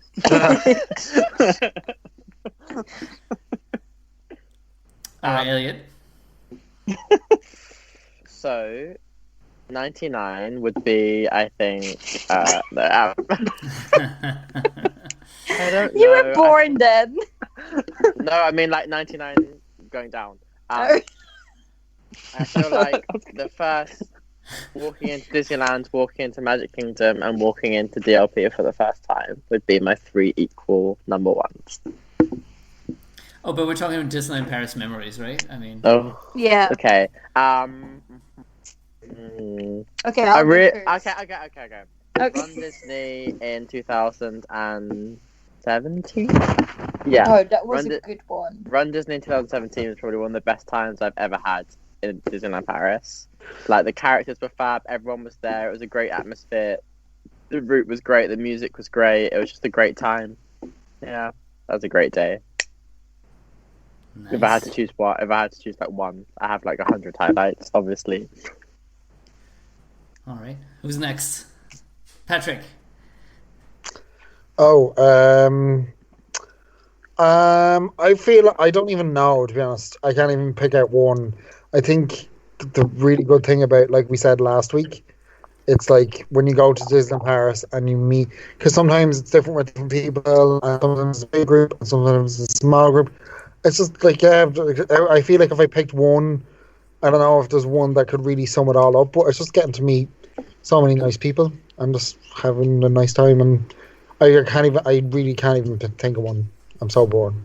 You know, Patrick, I have one that I think we have in common is, and I know it's so cliche to say that you had the best time at Pirates and Princesses, but there was, obviously we've all had like 16 trips for that season because, over the 2 years, but during the first season, I think it was towards the end of the season, there was this one day, it was warm, it was sunny, and we all had brought some tiaras, and everyone was wearing them, even Seb and you and Ash, and I think like Darren was around. I'm sure Elliot was around. I don't know. Everyone, Jeff, you Who's were that? maybe here as well. I was there. You must. I just feel like there were so many people around, and we just had the best time. All we did all day was just standing. Try in and take front. selfies with Betty Rose. Yeah, and we did like 6 times, like it was never enough. And all the characters, and we were just like those stalkers. And we all ended up like sunburnt and thirsty and just dying at the other day. But it was just like really fun. It was a really fun day, and it's funny because it wasn't, like you said, Patrick. It was just like being with everyone, and obviously the shows are fun and the music and everything that contributed a lot. But it's not like we didn't do any attractions and really didn't do much else that day. But so sometimes, and that's why I'm excited for the parks to reopen, is because it's not just about the attractions and how much you can do in one day and stuff, but just like being there and just being in the park and having a good time with friends. And since I'm here, I have a second one, but it's more of a personal one. Is something that the Disneyland Paris comms people did when we had the 25th anniversary press event, and obviously this was all amazing and all, but middle of the day, we were asked to follow them down Main Street, and it was because we had like an impromptu meeting that wasn't on the calendar originally, and they made us get into Salon Salon Mickey, Mickey. and Captain Powell was just standing there waiting for us. And that was just really cool really nice. because I hadn't met her before, and we had like 3 minutes to prepare some questions, and she was lovely. What is that noise? Literally. Sorry, I had a drink of water. Didn't realize you Oh could my hear it. god, Elliot! Please mute yourself. Sorry. And and she was obviously lovely and amazing, and we took photos. Well, and, didn't she spend the whole time bitching about Park Asterix? No, I don't think so. I remember reading like a quote that she was like, "Oh yeah, you wouldn't have a brother walking down the stairs in the hotel at Park Asterix." Oh, I don't remember that. I have a Yeah. good memory. But yeah, that was really cool, and I asked a lot of questions because sometimes it was all in English, so sometimes a lot of the French accounts like they were a bit lost, and also I think it was me and a couple other people we were just asking all the questions, so that was really cool. Are you an icon? Yes. Whatever. All right, who is next? Viv. Well, I've got two, but one is like a general one. Because obviously, I think the whole Jungle Book jive, I think to me is like one of the best things DOP has ever done.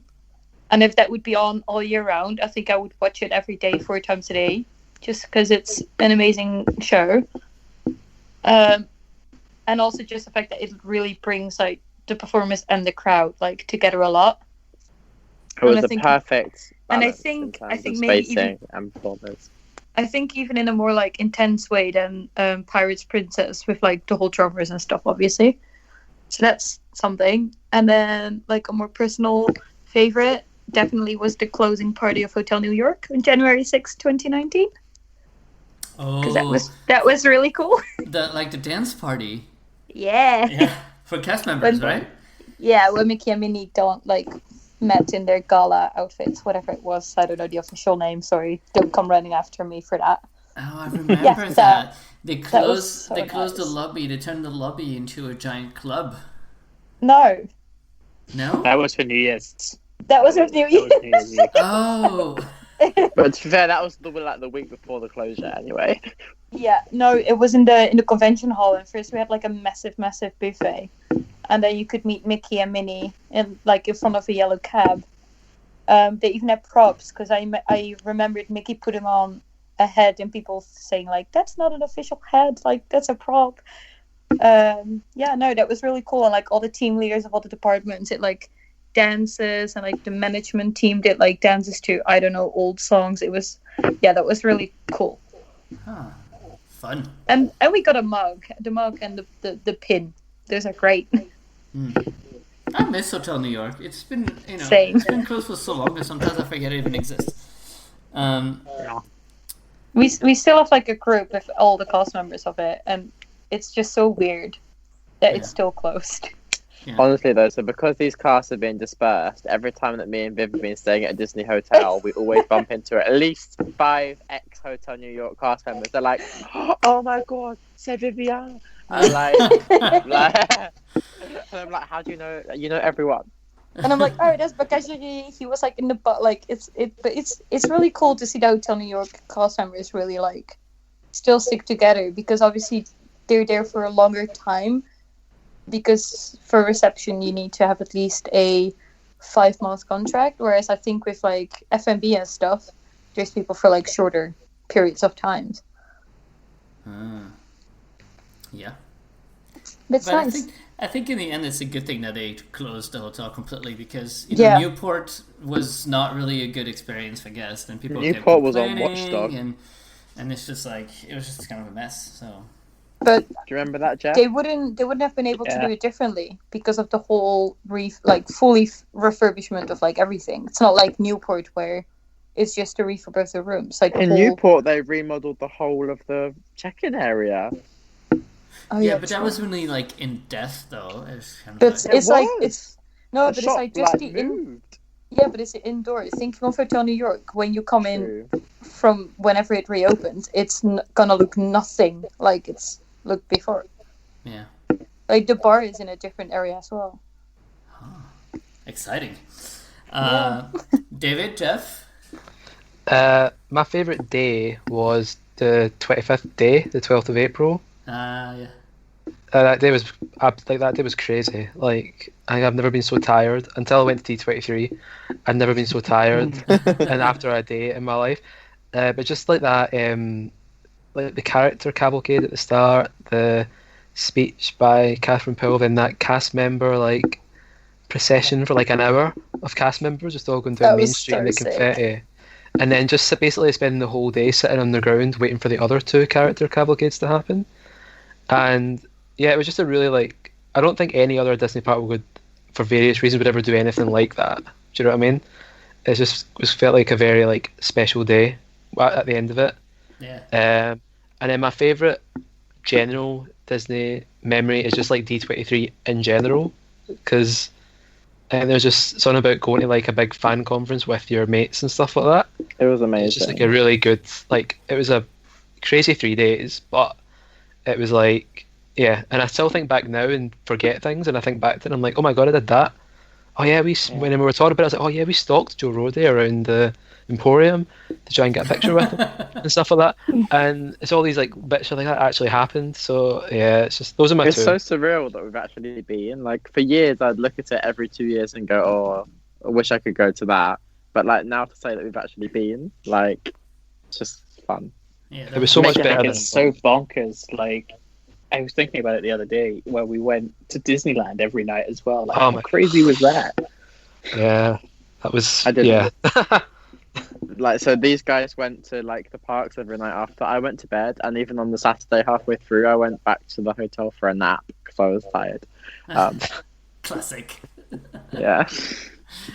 And then we tried to meet up with you, and you were like 25 minutes late everywhere. I had many friends around the Disneyland Resort. Of course it did. Jeff? So, yeah, I have a couple. And they broadly sort of are the same as Patrick and David's. So I'd also say the 25th anniversary of Disneyland Paris, because that was just the most insane day that I've ever had in a theme park ever. Just getting there early, the atmosphere, everything was amazing. And then I think also part of that was just how many people who I have become friends with were in the park on the same day, because, you know, you've got everybody there and it's a really nice atmosphere, and you say hi and you have chats and you catch up, and it's really cool. And for that reason, I also say any season launch day is just so much fun, because you get all sorts of really cool people just going to the park on that day. And I think that's really cool and amazing. And I love doing them. Over the last few years, I feel like everyone, as terms of the whole community, has sort of really started going more at the same time, which I feel like didn't used to happen as much, which is nice. Yeah. And then sort of on a personal note, I also have really enjoyed going to all sorts of really fun events. I think the Marvel Press event was so much fun. So was And then Mickey the and Marvel the Press Magician. event the year after, where you didn't go properly, was even more fun. What? The year after, when we followed Ben and Richie around. Oh, I didn't. Yeah, we did. And we were I just went to laughing the at- shows on the timetable. It's normal. But then we got I know, stuck in the but- park at night. Yeah. Okay, moving on. But so, you know, I really enjoyed the Marvel Press event. Was really fun. Just like the atmosphere there was really cool. Making the Magician also really fun. And you get these really cool experiences that, you know, I realize how fortunate I am that there are not many people that get to do these kind of experiences. And even in those moments, you just remember that, you know, this is really cool. And you're so lucky to be able to do that. Yeah, that's true. Is Mickey and the Magician the time that there was the drunk Periscope? Yeah, so that happened. And so that was at about 3 a.m.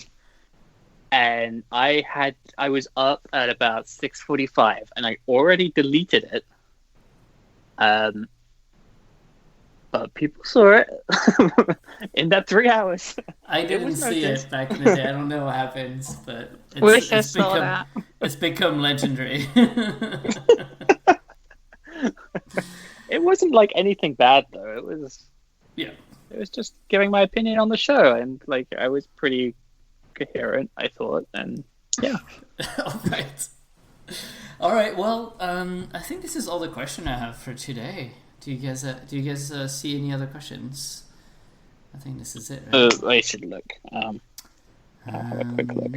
Shanghai. No, I think we've. Unless we're going to refund some tickets. I mean, Kat says talk about Phantom Matter.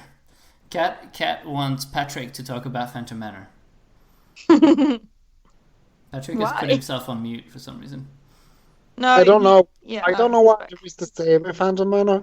Like, okay, it's a cool attraction and like, yay, but it's closed and there's not a whole lot going to happen to it. So, I think I think it'd be really funny though if just because I know people feel really passionate about this like attraction, but like if the rumor that some site brought out a while ago that a Haunted Mansion holiday or overlay type thing would come to Phantom Manor, I think that would be so interesting just to see, because when you see how the Phantom Manor like fans reacted so negatively to the redo, I think it would be interesting to see how they react to that.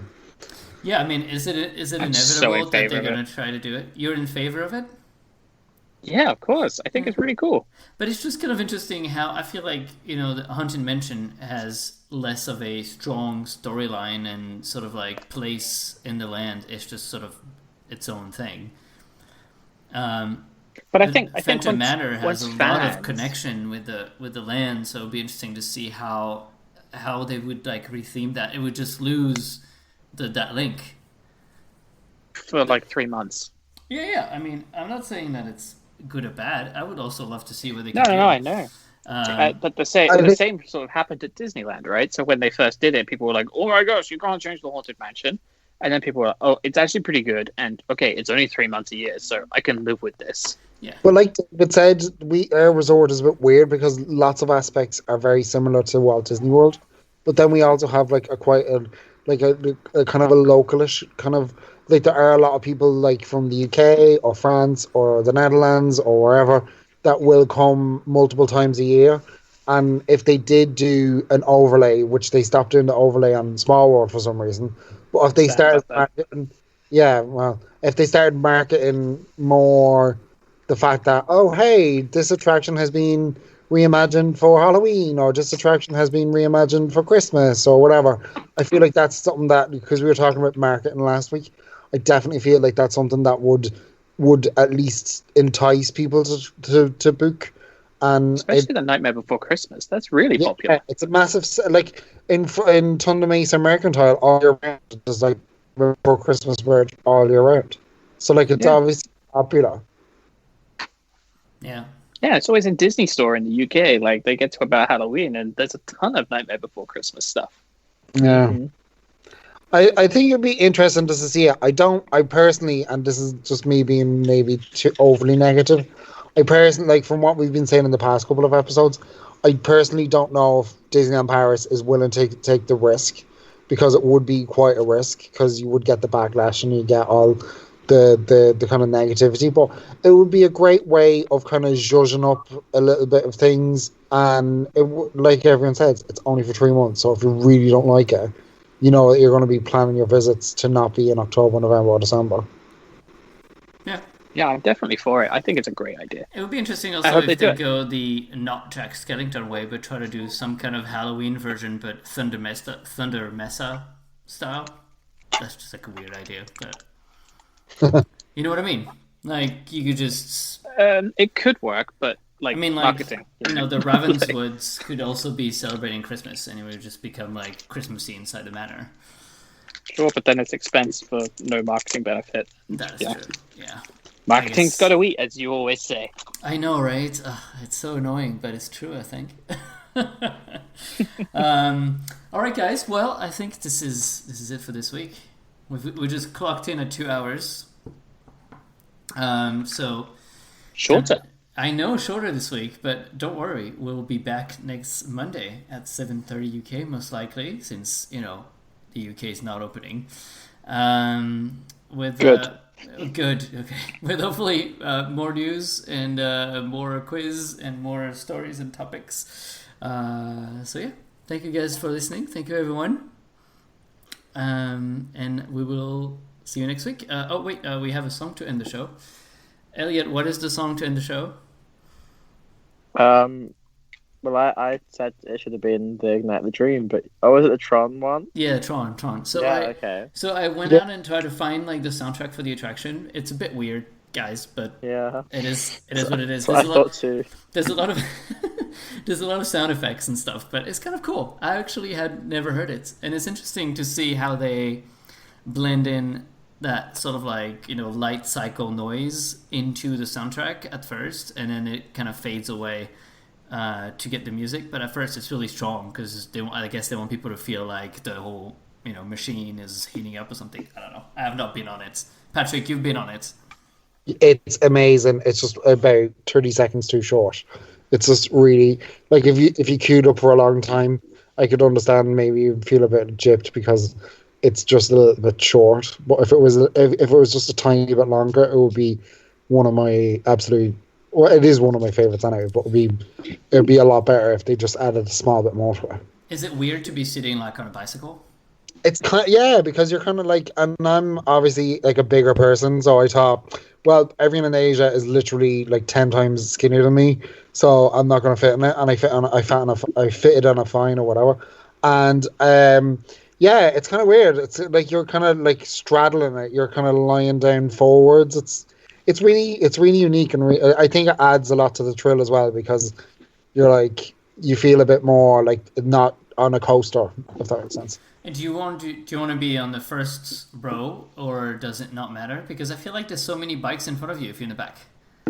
Yeah, but if you're in the back, you kind of get a bit more, it gets a bit more jolty in the back. But yeah, it's cool when you're in the front. If you're going to do it for your first time, I would 100% recommend doing it at night time because it's just so much better when the lights are on. Yeah. But if you do it during the day, just make sure you'll be going back and doing it again during the night because it's really good. Cool. All right. Well, we'll be listening to the soundtrack of Tron Power. Wait, what is it again? Tron Light Cycle Power Run. Gee, that should have been a question. Talking about a long attraction name, but it was already a question last week. No. I feel like we've had it. I feel like we've had a question about this. Anyways. All right, guys. Thank you so much for listening. Stay safe, and we will see you next week. Bye. Have a good night. Bye. Bye. Bye, everyone. Bye.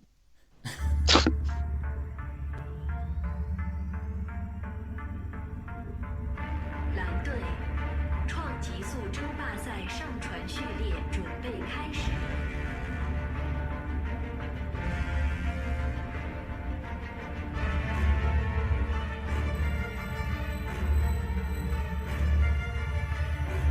3、2、1，发射！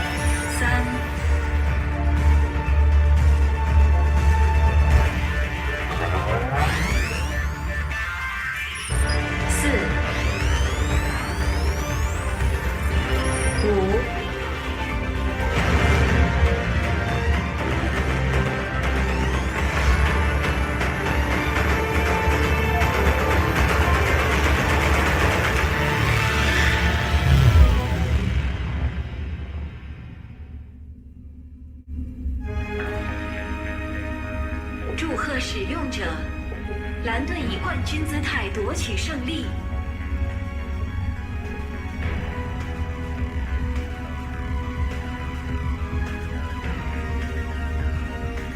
请前往出口数字化转换器。使用者下车时脚下留神，然后按序离场。记住，带齐你的随身物品。